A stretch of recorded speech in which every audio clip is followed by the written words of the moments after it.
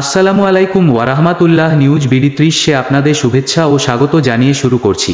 নজরদারি সরঞ্জাম কেনা বেচায় জড়িতদের যুক্তরাষ্ট্রের ভিসা নিষেধাজ্ঞা। বিশ্বজুড়ে বাণিজ্যিক স্পাইওয়ারের ক্রমবর্ধমান অপব্যবহার বন্ধ করতে এবং সেসব নজরদারি সরঞ্জাম কেনা বেচার সঙ্গে জড়িতদের জবাবদিহির মুখোমুখি করতে ভিসা নিষেধাজ্ঞা আরোপের সিদ্ধান্ত নেওয়া হয়েছে বলে জানিয়েছে যুক্তরাষ্ট্র। সোমবার স্টেট ডিপার্টমেন্টের দেওয়া বিবৃতিতে এসব কথা বলা হয়েছে। বিবৃতিতে বলা হয়েছে, স্পাইওয়ারের অব্যবহার করে যারা নাগরিকদের নির্বিচারে আটক, জোরপূর্বক গুম এবং বিচারবহির্ভূত হত্যাকাণ্ডের মতো ঘটনায় জড়িত সে সকল ব্যক্তিদের ওপর ভিসা নিষেধাজ্ঞা আরোপের ঘোষণা দিয়েছে যুক্তরাষ্ট্র। বিশেষ করে যারা স্পাইওয়ার প্রযুক্তি ব্যবহার করে দমনপীড়ন, তথ্যের অবাধ প্রবাহ সীমিত এবং মানবাধিকার লঙ্ঘনের সঙ্গে জড়িত এবং বাণিজ্যিক স্পাইওয়ারের অপব্যবহার করে নাগরিকদের গোপনীয়তা এবং মত প্রকাশের স্বাধীনতা, শান্তিপূর্ণ সমাবেশ এবং ভিন্নমতাবলম্বী হুমকির মুখে ফেলছে।